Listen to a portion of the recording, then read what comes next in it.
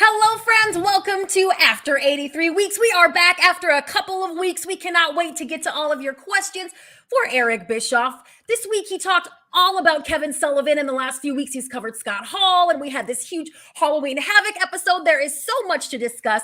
I am Christy. My friends joining me here this week, as per usual, I have Steve, Adam, and George with me. Hey, guys. I've really missed you.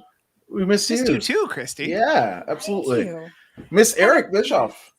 Right? So, the man. So let me ask you, don't you guys get together when I'm not around and do this? We did one time. One time. I must confess, it's killing me. And I. Well, and we have a pretty active group chat thread as well. So we definitely stay in touch around here, Eric. But it feels like an eternity since we've gotten a chance to catch up with you. And I assume with the book coming out very soon that you've got a lot going on. Are you gearing up for a big old press tour? What do you got going on? No press tour.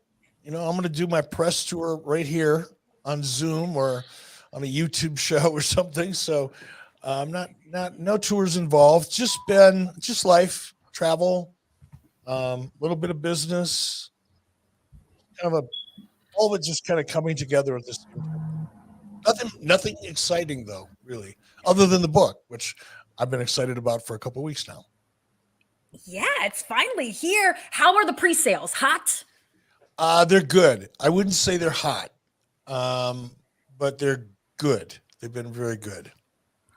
Right. We're excited. And are you going to have Guy Evans come and hang out with you on 83 Weeks? Is that something that's going down? Yeah. Well, probably on ad free, but yeah, we could do that I'm sure we will have him drop in. The book actually becomes available November 11th. Right up until now, it's been available on pre-sale because you get them autographed. But November 11th, they'll be available on Amazon. And I'm excited about that. Yay. Hell yeah. All right. And then we'll have Guy on afterwards. After the book comes out, we'll have Guy on. And he'll tell us how incredibly difficult it was to get the perfect story out of you, right? You guys know me well enough to know that'd be a bunch of bullshit. Just poke him. He'll tell you anything. David Coates wants to know what the book is called. The book is called Grateful. Yep. Covers my life in wrestling this book picks up where my last book left off. My last book left off, I think, in 2006 or 2005. This book picks up there and takes us to present day. Wrestling, yes, there's a lot of wrestling discussion in there, but it's a lot more about what the hell I finally figured out after all this time in my life. So that's what it's about. Even though we're going to learn something. Even though this book picks up around that time, the 0506, is there stuff from before that time that maybe we didn't get from the first book that we'll see in the second book? No. No, there may be a reference somewhere in there. For example, my relationship with Bruce Pritchard and how it started in WWE, but carried on, throughout TNA and into WWE again. So it's indirect references perhaps, but really it's focusing on the journey from the last book to current day. Well, they are excited for it in the chat. We got folks from Australia to the UK wondering when you're going to come and hang out with them. And of course, our friend from Australia, Mick Mack, he says, "You can't wait to get my copy." Why is it November 11th? This is 11/11, Eric. There's got to be some meaning there. It rhymed. Just like good hip hop. 11/11. Plus 11 and plus 11 equals 22, which is pretty much the date that it's going to come out. Yeah, there you go. And that's some like Illuminati shit there. Yeah, there you go. I mean, the founder of the New World Order doing some Illuminati shit. I think that works. You're going to get us booted off. and then you have B, which is the first letter, and then you go to. I'm kidding. Wow. I was curious how far you were going to take. Which is the second letter of the alphabet, and then F with the, anyway. You had me so much that I was thinking to myself, do these Illuminati motherfuckers know how to control my mind? Are they making me do this shit? Because I didn't think of it. Wow, they are good. What is free will? Mick Mack, resident shitster, wants to know. He heard that Dave Meltzer is going to write the foreword. And there's going to be can't two periods in the whole forward. Two? I don't know, man. I don't know if Rebecca's ever read Meltzer. Commas, periods. You think he has to pay for them every time he uses them? It'll be a 6-page because he just doesn't like to use them. He's a cheap bastard. It costs him a dime every time he uses a period or a comma. At least he thinks it does. So he just skips all that shit. No, he's not It's a writing a gimmick. forward just to Okay. alleviate. No famous. So forward honestly, coming when Conrad, when we're on 83 weeks, and Conrad said, according to Dave Meltzer, it's like, oh fuck, I'm gonna have to sit and listen to this for about 2 minutes because he just starts out. Meltzer just starts out and just goes on, and everything runs together. The subjects get it's just a mess, and I start listening to it. And I'm trying to pay attention because I know I have to react to it, right? But the harder I try to pay attention, the dizzier I get. And I start to feel like I'm going to fall out of my chair. And I realize I have vertigo from listening to this shit. It's just mind numbing. Well, come around on back to us, Eric, because we are getting some great questions in here tonight from all of our live viewers. And a lot of them want to talk about what went down this week on AEW Dynamite. Let's kick it off with this super chat from Mr. Whisper. Thank you so much, sir. He says, Eric, AEW's Backstage Turmoil is well documented now. However, I would like to ask you about the incident that presumably started all the bad blood, the Adam Page shoot on Punk on live TV. Why do you think Page wasn't suspended? Should he have been? So this was way back in, I believe it was May, when Punk and Adam Page were feuding. Punk had an issue with some of the things that Adam Page said live on TV. There really wasn't much made about it at the time until all this kind of started happening, that we learned CM Punk had a problem with it. Was that even on your radar, Eric? Fuck no. No. I mean, did I hear the chatter on social media? Of course. Did I like pay attention to it or think about it or wonder about it? Not really. And part of that is a large part of that is because, look, if I've learned over time that 90% of what you read, especially when it comes to wrestling, more when it comes to wrestling, is second, third, fourth-hand information. And unless I have a chance to talk to somebody that was actually there and saw it, if it was something I was interested in, I just wouldn't pay much attention to what I read or hear. Other than certain things pique my curiosity, of course.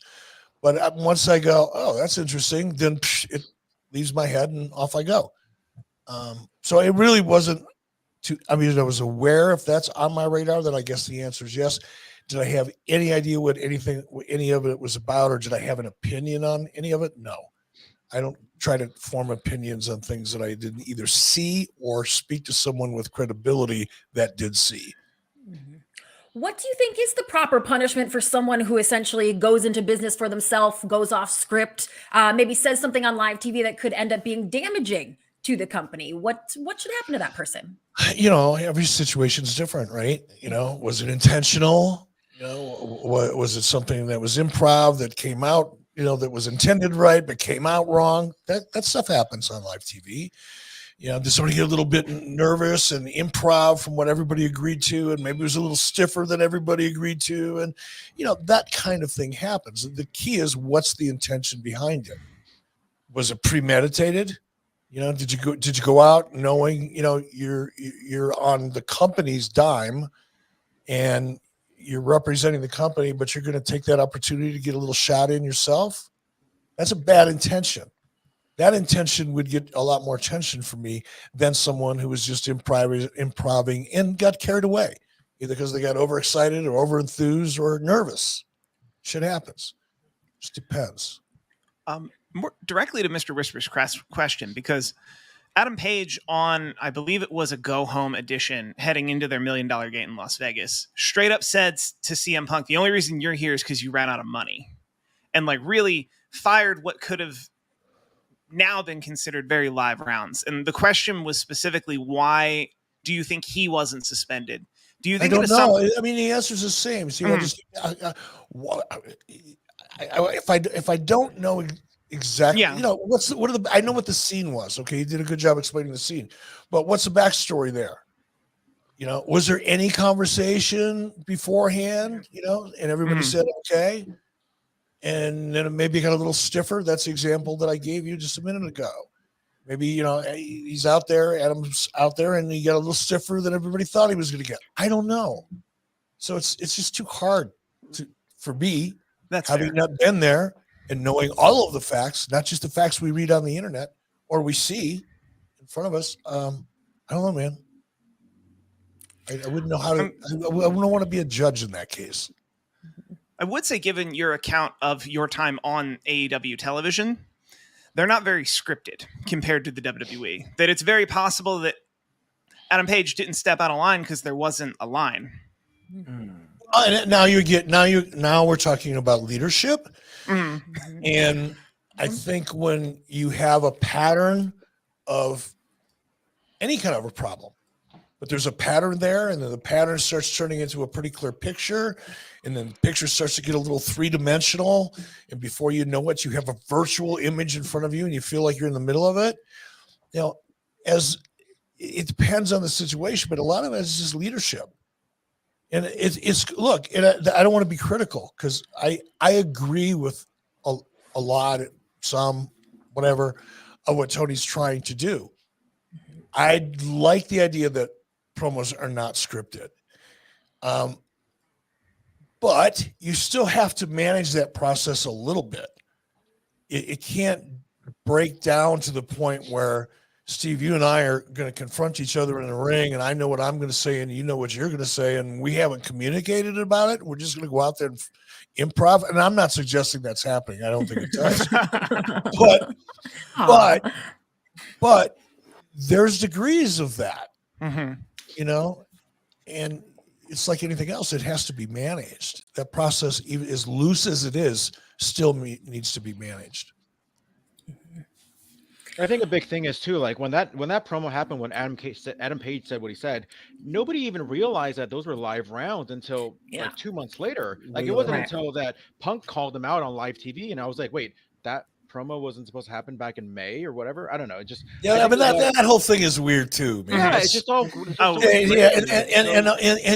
now the dog getting injured is the reason for the brawl. It's like this is like the Wizard of Oz. This is fucking weird. I wasn't there. I don't know anyone who was there. I do know we heard every detail we thought we heard from CM Punk's camp until his contract buyout didn't go through, and then all of a sudden his dog got hurt. So that timeline is pretty verifiable. So you guys are telling me things I didn't. So Punk's contract, was it they were buying it out and now they're not buying it out? I don't know anything about that. I think they've been reportedly, they've been trying to buy out his contract for the last month, and the story became public that one of the holdups is his non-compete time. Oh, okay. And right around the time we heard the story that CM Punk is holding out over non-compete time and a couple other clauses, you then start hearing a story of, well, actually, my dog had to go to a vet and a door hit his snout. Okay. I know. I'm right back to where I started from. This is fucking weird. This whole story is Wizard of Oz on acid weird. Yes, and I don't personally think a whole lot of CM Punk, but I like to think that even he wouldn't use his dog as a pawn in some like lie to get money. Let's talk about somebody who we all really, really like. It's a wrestler for crying out loud. You guys are loud. talking about me? Hell, I do it. Well, AEW balancing out all of this bad press with a pretty cool debut last night by Jeff Jarrett, Double J, one of our own ad-free shows, family guys. Eric, were you watching live? Did you get the Iggy to like, hey, you might want to tune in tonight? I did, but I didn't. I wasn't told why. Okay. Conrad called me. And he said, Eric, you should probably check it out tonight. I think you're going to enjoy the show. Now he never does that. Not too often, occasionally. So it doesn't like didn't make me go, I wonder what that could be. But Mrs. B wasn't home yet. She was coming in from LA, so I was home alone with the dog. And I thought, well, great. I have the TV to myself. I'll check it out. And bam, there he was. We loved it. So what they set up last night, he attacked Darby Allin. They're talking about his history with Sting. Did that make you excited? Did it make you think about what you want to see Jeff do in AEW? Not so much what I want to see. I'm just, I was thinking about this today because I've been criticized for being too hard on, AEW sometimes or whatever. And I'm going, God, I don't mean to be, but when I go back and I listen, sometimes I am a little stiffer than I need to be. I can say the same thing without being quite as blunt about it, I guess. But I want to see when I watch wrestling, I don't watch it like most people. Mm-hmm. After 30 some odd years of being in the business at the levels that I was in, my interest in professional wrestling is just so much different than I think the average wrestling fan that just wants to sit down and have a great time watching wrestling. Because I'm looking for and at different elements of the business. Last night watching AEW, I was really curious as to some of their lighting choices. Sometimes they're in big arenas and they've got a big crowd, and for whatever reason, they don't like the crowd. So you don't really know they're there. You see them on the open. Then, once the match starts, you don't see, you don't feel. And more importantly, when you condition over time, and it takes time, but when the audience at home realizes that even if they go to an event, they're not going to be seen on TV anyway, unless they're sitting, 3 rows deep at ringside, you'll be amazed how that affects in the long term the success of some of your live events. Wow. Or your televised events. I'm sorry, not your live events, your televised events. Because a lot of the reason people go is because it's interactive. People bring their signs, or used to. They do their stuff. They wear their shirts. They mug for the crowd. They cheer. They boo. And then they get to go back and watch themselves do it. That's people like to do that. That's fun. And that's not new. That's, why studio audiences and live sports always do well. Because people like to watch themselves. And when you take that element out of it, it kind of takes the energy out. So that's what I mean. When I look at a show, I'm going, why did they choose that lighting package? I'm not even paying attention much to what's going on in the ring. I'm just, and I do listen to commentary a lot.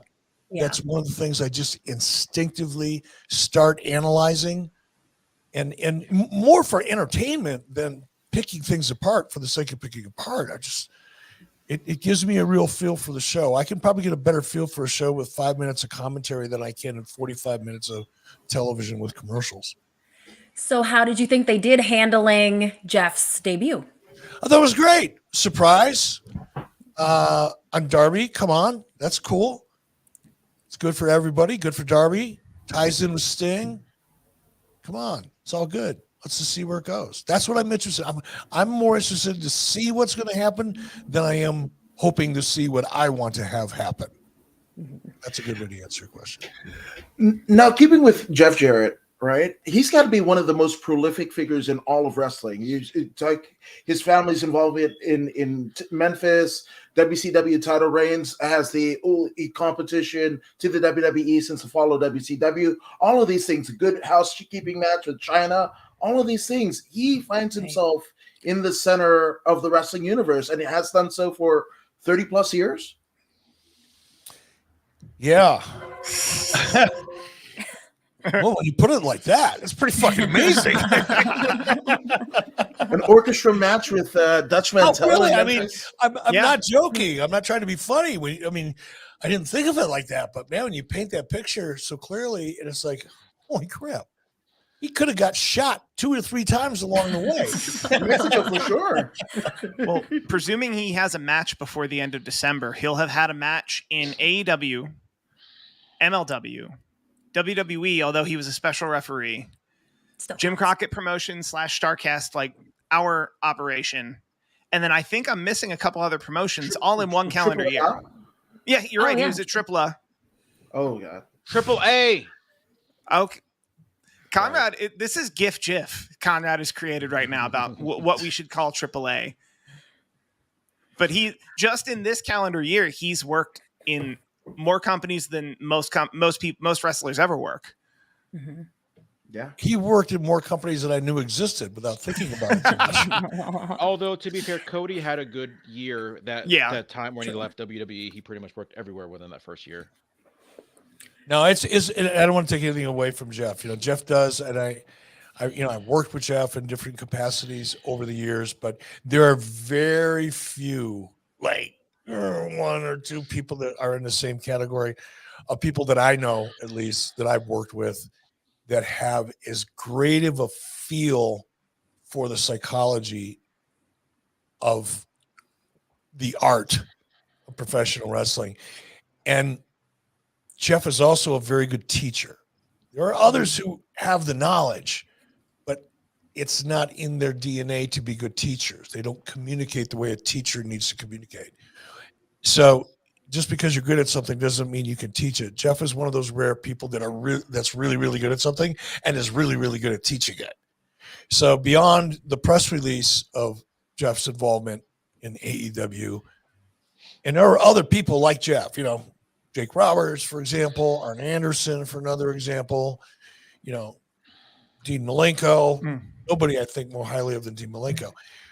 But with Jeff in there, hopefully some of that young talent that's there will seek Jeff out, and because Jeff is a teacher by nature, so he can help you.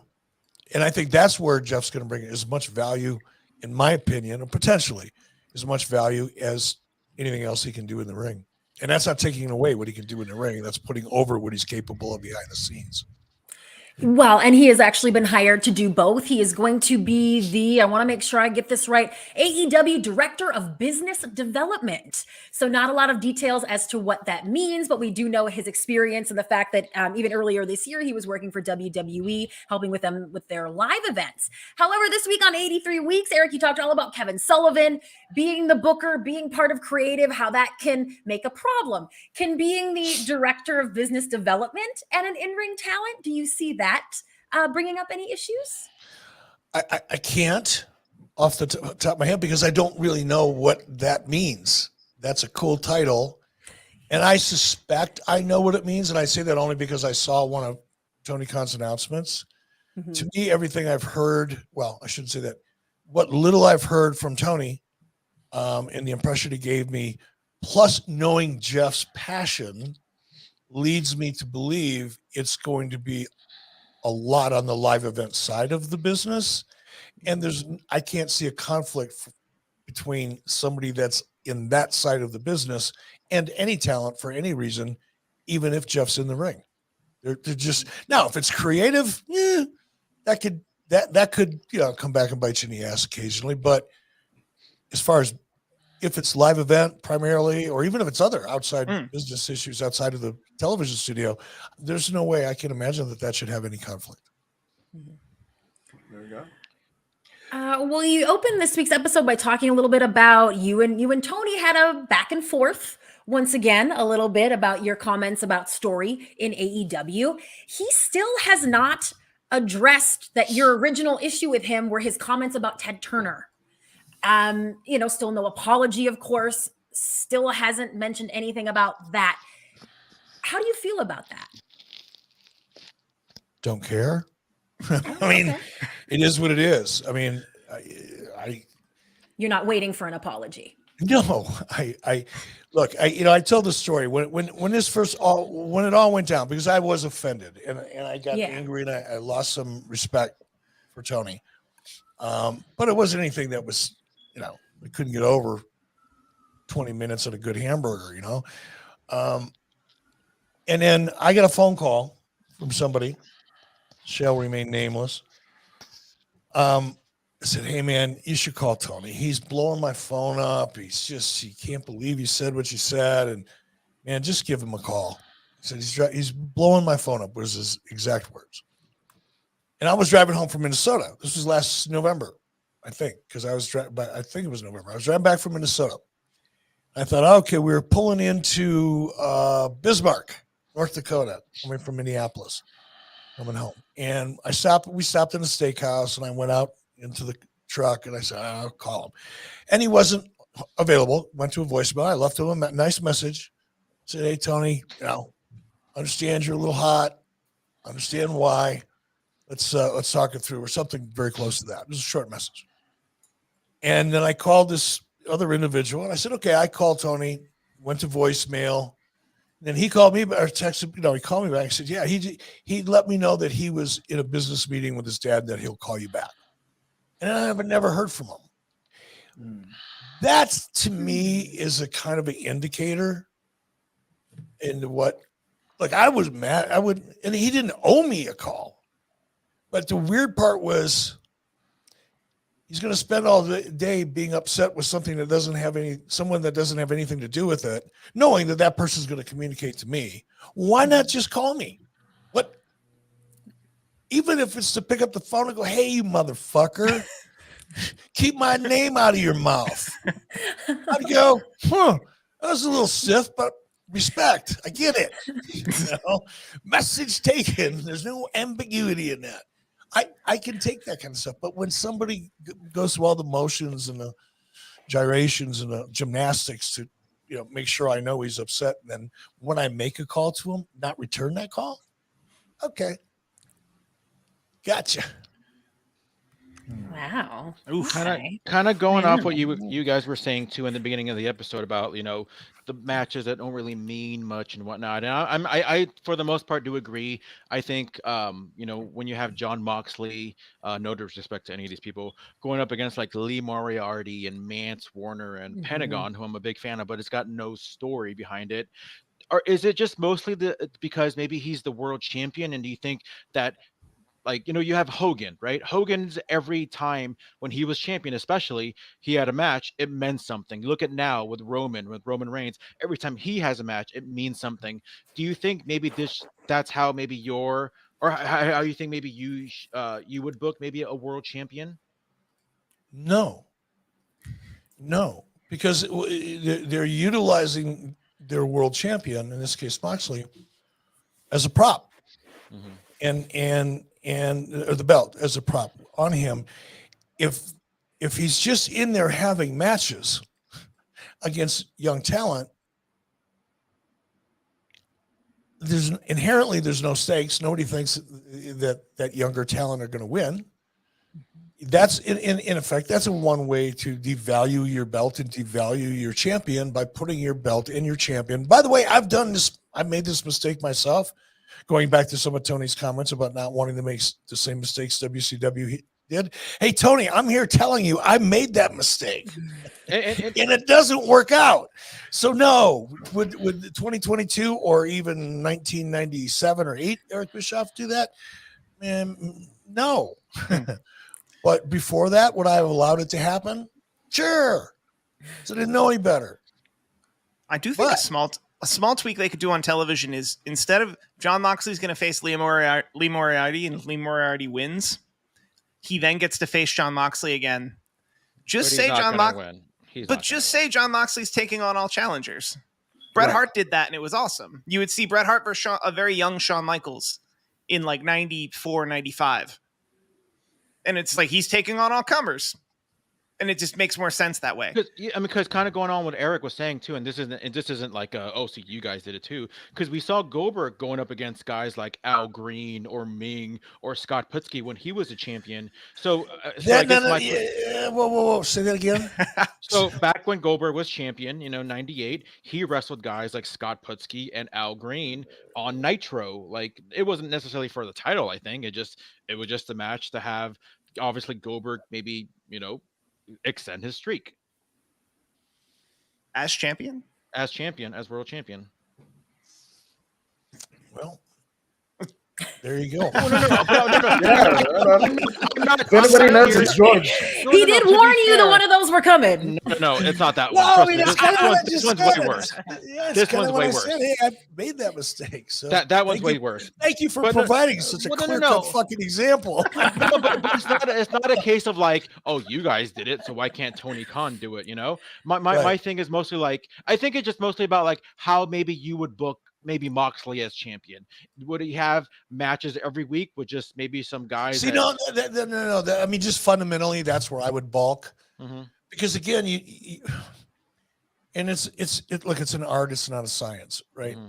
Every audience is different. The personality of the AWA fan base is different. I recognize that, but not much can convince me that keeping your world heavyweight champion special and making him or her feel larger than life and almost unattainable for the average human being, and you have to work hard to get that opportunity, that little journey that I just described right there within that framework makes that belt mean something, and it makes your star a bigger star. But if that star is wrestling the newest guy of the week every other week, I don't know that you achieve that.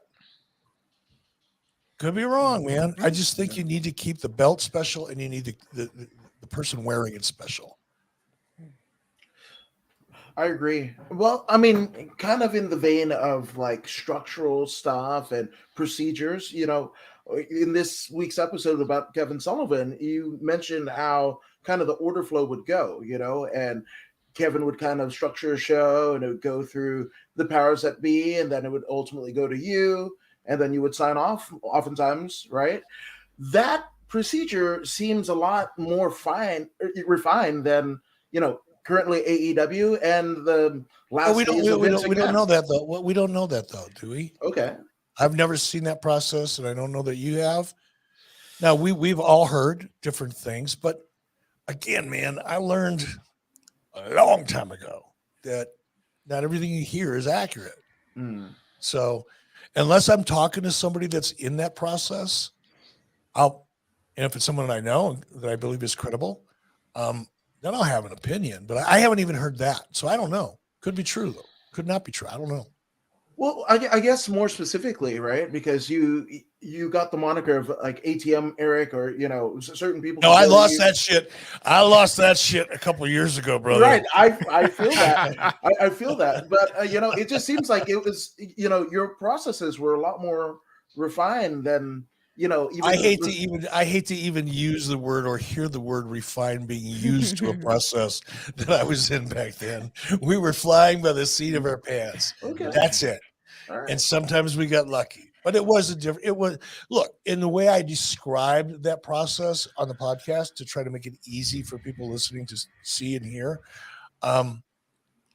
Even that process was loose. I mean, it wasn't like, okay, it's 3:00. Where's our formats? There were times when formats didn't show up in my hand till right before the show because of changes and travel and issues and injuries and all that. So it wasn't a smooth or refined process, but it was at least a process.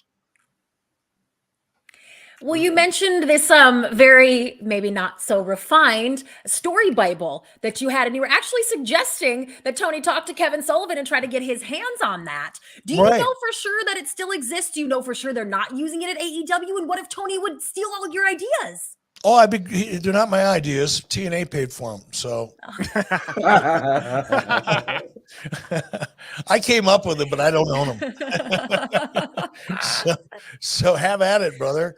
It'll make the product better, and even if it doesn't make the product better, it would hopefully maybe encourage Tony to think a little bit differently about his process. It's just like having a second opinion. And that way he can read it without the pressure of having to listen to me talk about it or anything. He can just read it and pick out if there's anything in there that applies to you that'll make your process better. Have at it, brother. If not, fuck it. It'll only take you about 20 minutes to figure it out. Also, do we have the whereabouts on that story Bible? The last time I talked to Kevin Sullivan, and again, I want to make it clear, this is Kevin Sullivan, the producer that works in Nashville for AEW, not Kevin Sullivan, the devil, the performer, the booker. All right. Last time I talked to Kevin Sullivan, I don't know how many. It was maybe 4 years ago, 5 years ago. I don't know. Maybe more. I don't know. Somewhere in the 4-year window. I asked him about it because I wanted to see what. I was in the middle of developing something at the time, and I wanted to remind myself of the structure that I used for it and how I set it up. And he said he had it, and I said, "Would you mind sending it to me?" He said, "No," and it was on me. I never gave him my address, never followed up, and that's the last I heard from Kevin Sullivan. So I'm assuming he still has it. I would guess he does. If he has any interest in publishing it, I think there are probably 10,000 people in the world who would pay $10 to look at it. Oh, Yeah, and there's some money There's Times probably 10. there's probably somebody that feels like that's their copyrighted and trademarked work that would probably be willing to throw a lawsuit at you. Well, Ooh, very So nice. Well, that sounds like fun. Something that we can all talk about for a few I'll weeks. pass on any participation in that that's. effort. I was about to say that sounds like a Michael Dawkins problem. I don't know. Like, I don't even know if we need Michael Dawkins to convince us that that's a bad idea. I've been sued enough for this kind of shit. I think I have a pretty good feel for it. There you go. Speaking of feeling, what was the interactions with Kevin Sullivan and Vince Russo? I didn't get it in this episode, but I mean, you were kind of there peripherally. What did you observe? Oh, nothing at all? No, I think Kevin Sullivan got let go when they brought me back to work with Russo. Ah. You can fact check me on that one because I'm not 100% sure, but I think that's pretty accurate from what I remember. I'm Kind of about in, like, 80%. April. I'm about 80% there on that one. I also feel like that would be a notable enough interaction if it existed. Yeah, and I can't. If someone put a gun to my head and said, "Have you ever seen, Kevin Sullivan and Vince Russo in a room together?" If the answer is yes, we're going to pull the trigger. Or if the answer is no, I'd have to duck because I've never seen them. Not that I can remember. I don't think that's ever happened. All right, well, let's switch gears here and get to some of our live chat questions. Mick Mac wants to know, what do you think of Emma coming back? So returning to WWE after several years after being released. Is she someone who is ever on your radar, Eric? No, not because of her, but I just wasn't watching enough of it at the time. It's just I'm just not familiar enough with her work. Yeah, well, I know all of her co-workers were happy to see her back, and we obviously wish her the best of luck. We got one here from Nicholas Blake. He's been asking, let's do this. He wants a shout out for his wife, Tanya Blake. He said it would mean the world to her. They have this cute picture here in his profile, his wife, and they're just so stinking cute, and I think that we should give Tanya a big old shout out, Eric. Yo, Tanya! Perfect. Everybody Excellent. will be begging for one now. Shouts don't come any bigger than that. A great conversation for us to get into from John Vito Entertainment. How do you feel about the comparisons between AEW and WCW? I feel like this is something where you could maybe change your opinion every week. No, I mean, I don't see the comparisons other than TBS and TNT. Okay. I think the current production value of AEW is not quite where Nitro was, just because Nitro was consistently in bigger arenas. I think last night, if that arena was 35 or 4,000 seats, I'd be surprised. We were pushing 8, 10, 7, 12 on a pretty regular basis. And that just enabled you to open up the screen, right? You could turn up the lights. You could see more people having fun. And that matters, man. That matters a lot. And again, last night, it looked to me like a very, very small arena. In that regard, other than that, I think the AEW production looks a lot more like Nitro than WWE does. WWE, in my opinion, is still overproduced. It's just too slick. I don't feel like I'm watching a live show when I'm watching it. Whereas when I'm watching AEW, I kind of feel like I'm in the arena. And that's the idea. Make the audience feel like they're there. And sometimes you can do it with great production, and sometimes you can do it by a less is more approach to that. And that's what I like about AEW's production, quite frankly. Do they miss some shots? Is there some technical issues here and there? Do I have a bitch about the lighting every once in a while? Sure. But overall, I think it's a fair comparison to make AEW's production look with Nitros. But that's it for me. What else am I seeing differently? What is unique to AEW, which is different than anything you saw on Nitro in the presentation? Is there any element of the presentation, action in the ring, commentators, camera use, you name it? Fans with cell phones. No, Commentator Shivani, They for sure. have a women's division, but they still don't use it. No, I'm saying what makes them unique. Shivani makes them the same, so that's a fair comparison. So does Jim Ross. So that's an obvious one right off the bat. That's like the hood ornament. Yeah. But what makes them unique? Sometimes I can't come up with anything. no. I'm sorry. Go ahead, Adam.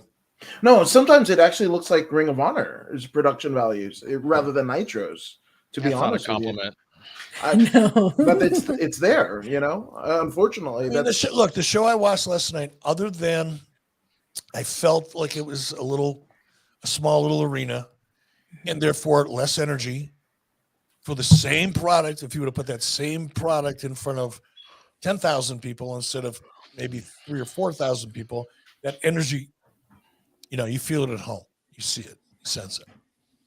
But other than that, I thought the production was pretty good. I dug the Renee interview. I made a comment on it on social media or sit down with Saraya. I thought that was great. And I was funny because I put it over, and then immediately I'm getting people saying, "Oh, I thought it was horrible." Now, wait a minute. What was horrible about it? It was so natural and authentic. It wasn't overacted or overperformed. Overperformed is a nice way to say overacted. It wasn't overperformed. It wasn't overproduced. They weren't trying to cram anything down anybody's throat, but they did a great job. First of all, of establishing Renee because she's new in that role. She was as good as anybody I've seen in a long time on camera. Not necessarily better, but as good at least. And I dig her because she comes off so real. She's just very real.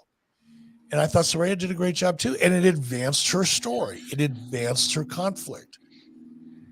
And I'm thinking, man, as soon as I got done, I went, well, that felt really good because I felt like they were in my living room.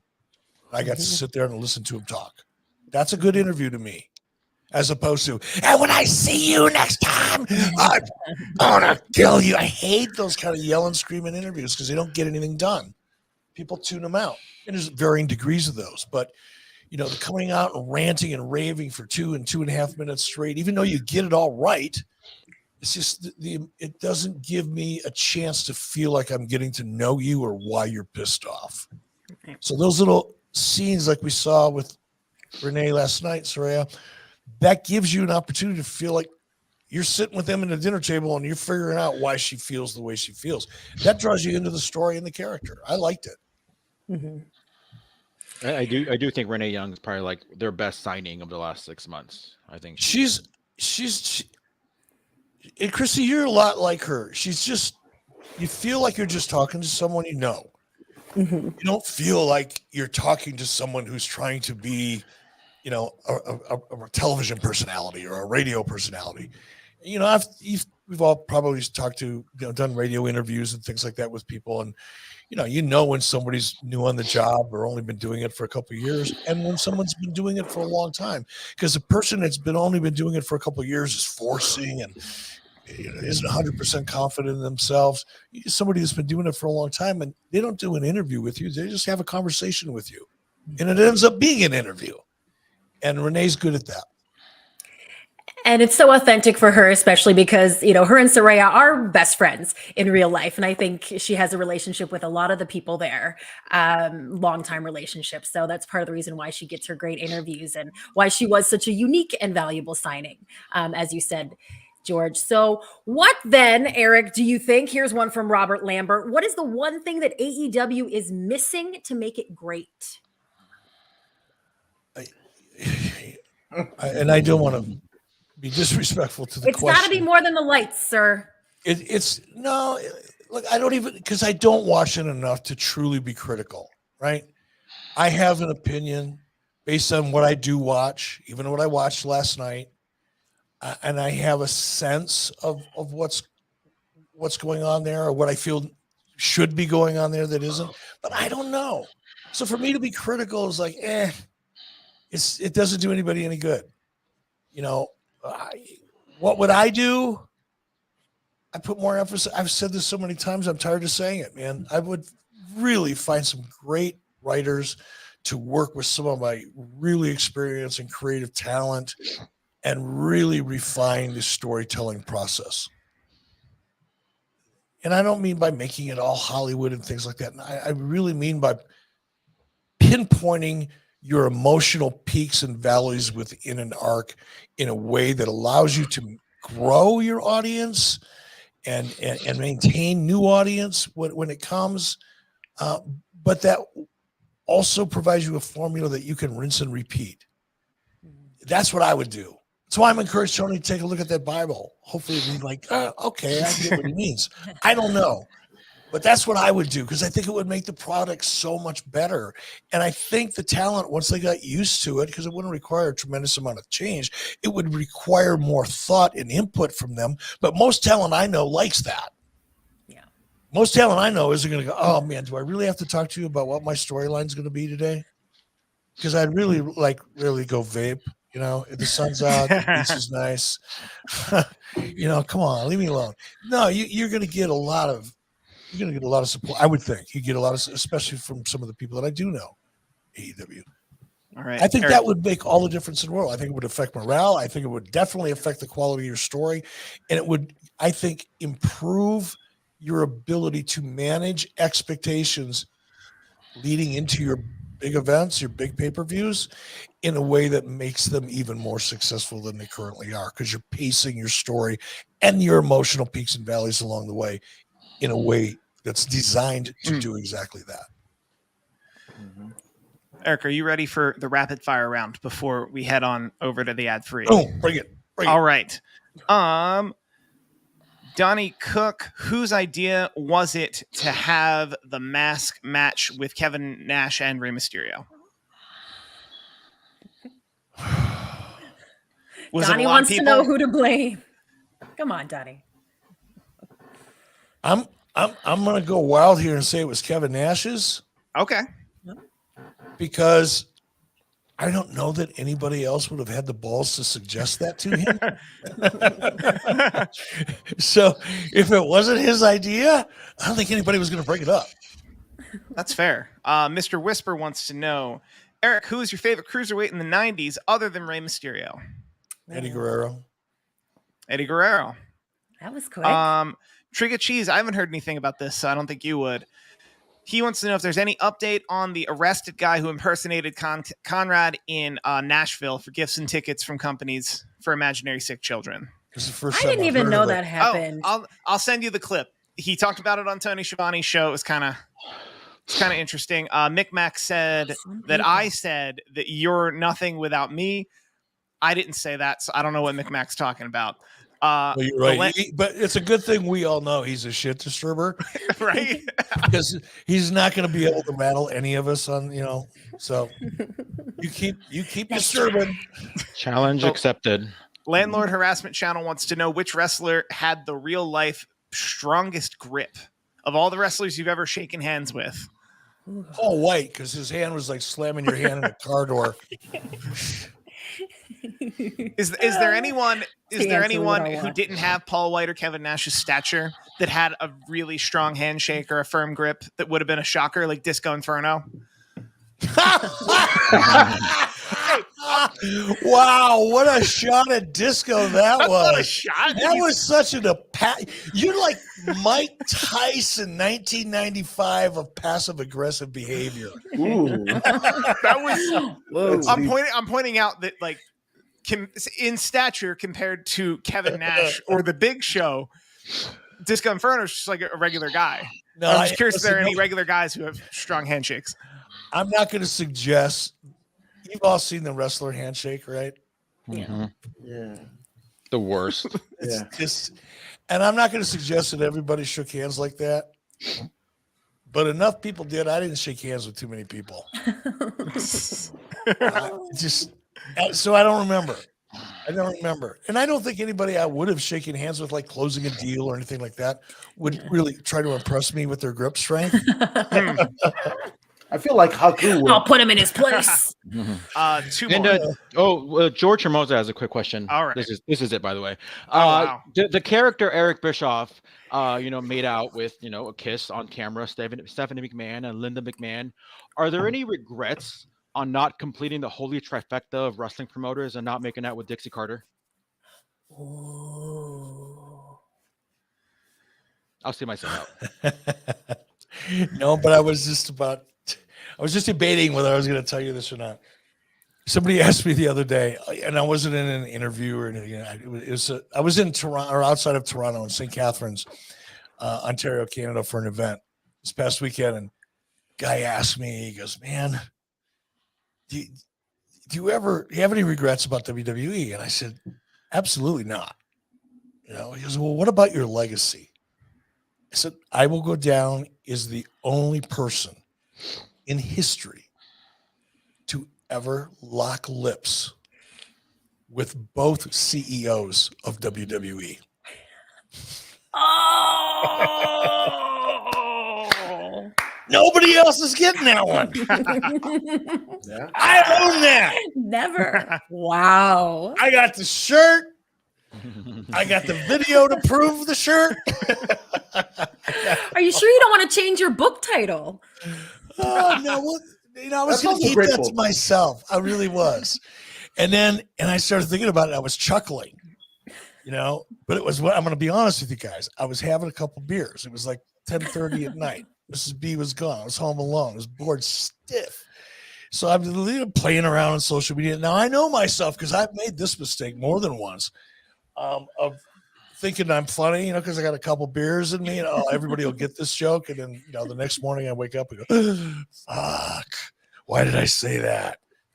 But I was in that mood and I actually took a picture of me making out with Linda and me making out with Stephanie and putting them side by side. And I was going to put what I just said to you about my legacy in a tweet.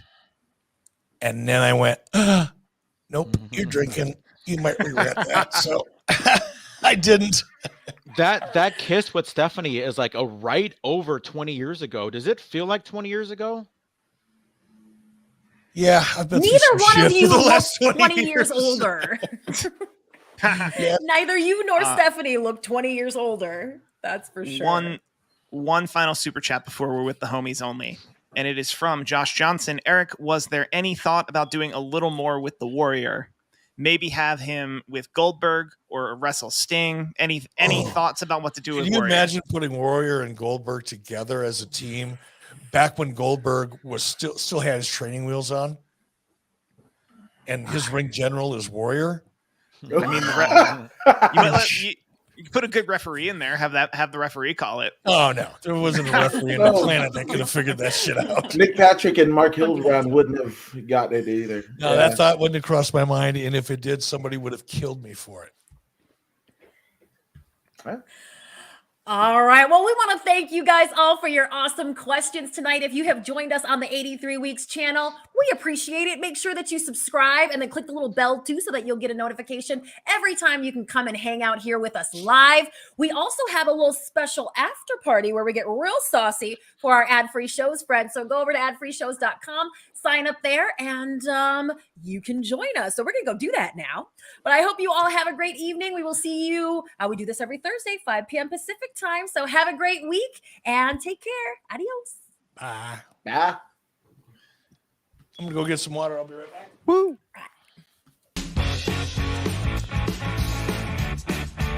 George, you didn't disappoint with that question. That was awesome. I thought I'd get a bigger pop though. It was good. I like it. It's one of those, like, if you're eating good food, nobody steps on how good the food is because they're eating the good food.